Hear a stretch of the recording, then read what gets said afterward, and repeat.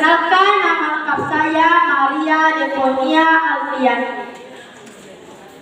Assalamualaikum warahmatullahi wabarakatuh.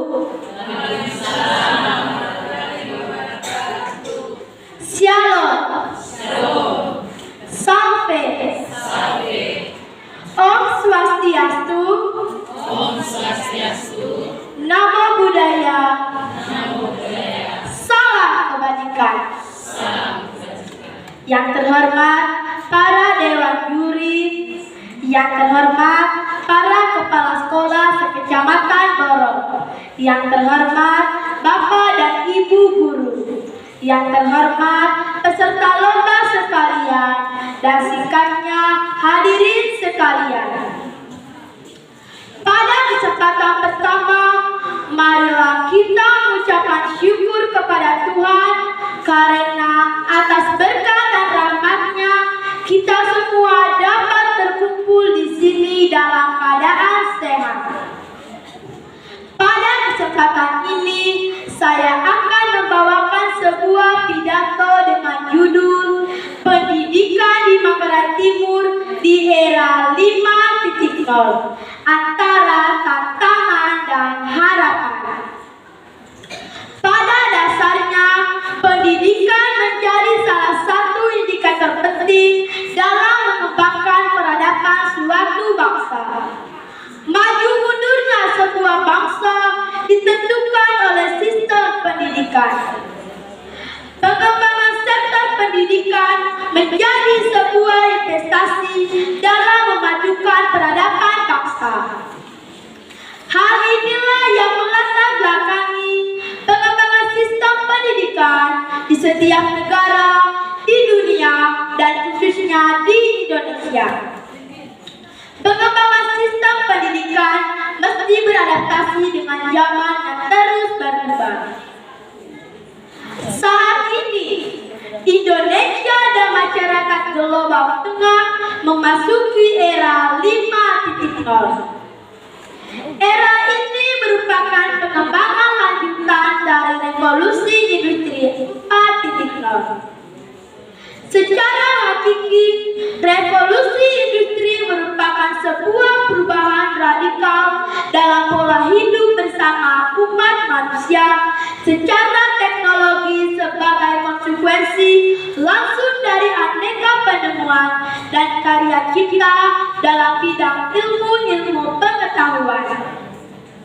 Revolusi industri ini membawa pengaruh dalam hampir semua aspek kehidupan, mulai dari bidang ekonomi bisnis, dunia kerja, informasi, komunikasi, dan transportasi, hingga merambah ke bidang sosial, politik, kebudayaan, dan agama. Dalam revolusi industri 5.0, peranan kecerdasan buatan meluas dalam banyak aspek. Era Super Smart Society 5.0 sendiri diperkenalkan oleh pemerintah Jepang pada tahun 2019 yang dibuat sebagai antisipasi dari gejolak disrupsi akibat revolusi industri 4.0 yang menyebabkan ketidakpastian yang kompleks dan ambigu atau volatile. Dikhawatirkan invasi tersebut dapat menggerus nilai-nilai karakter kemanusiaan yang dipertahankan selama ini.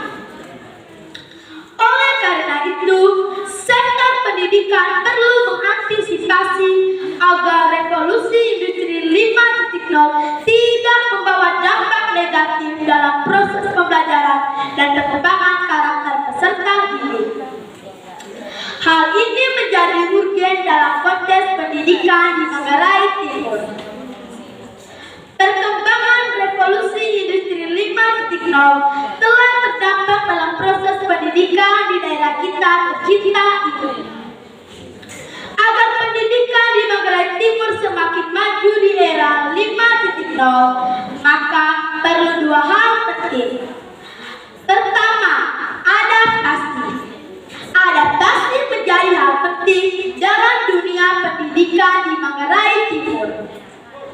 Beradaptasi maksudnya di sini yaitu bahwa para pendidik perlu mengetahui perkembangan generasi yang dipengaruhi oleh teknologi antara lain generasi milenial, generasi Y, dan Y.